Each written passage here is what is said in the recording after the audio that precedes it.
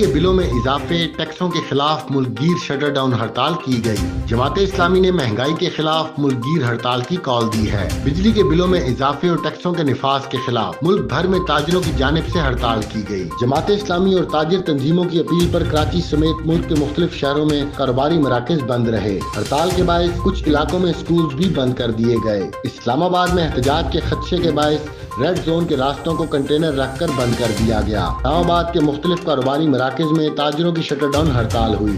پارا مرکز اور G9 کراچی کمپنی سمیت مختلف علاقوں میں دکانیں بند رہیں۔ آل پاکستان انجمن تاجران سندھ نے آج شٹر ڈاؤن ہڑتال کی مکمل حمایت کا اعلان کرتے ہوئے کہا کہ سندھ کے تمام چھوٹے بڑے شہروں میں کاروبار مکمل بند رہے گا۔ ٹیکسوں اور بجلی کے بلوں میں اضافے کو مسترد کرتے ہیں۔ پشاور میں بھی تاجروں کی جانب سے مختلف بازار بند رکھے گئے۔ راولپنڈی میں بجلی کے بھاری بلوں اور ٹیکسوں کے خلاف تاجروں نے ہڑتال کی۔ بڑے تجارتی مراکز، shopping malls, markets, wholesale اور آڑت منڈیاں بھی بند رہیں۔ تاہم بیکرز، سویٹس، کریانہ، میڈیکل سٹور اور پیٹرول پمپ کھلے رہے۔ بڑے تجارتی مراکز میں کریانہ کی تمام بڑی شاپس مکمل بند رہیں۔ شہر میں تعلیمی ادارے اور ڈسٹرکٹ کچہری کھلے رہے۔ مختلف علاقوں میں پولیس کی بھاری نفری تعینات کر دی گئی۔ ملتان، لاہور، کوئٹہ، گجرانوالہ، فیصل آباد، گجرات، سرگودا، بہاولپور، ساہیوال، ہرنائی، مالاکنڈ ڈویژن، اندرون سندھ اور ملک کے دیگر بڑے اور چھوٹے شہروں میں بھی ہڑتال کی گئی۔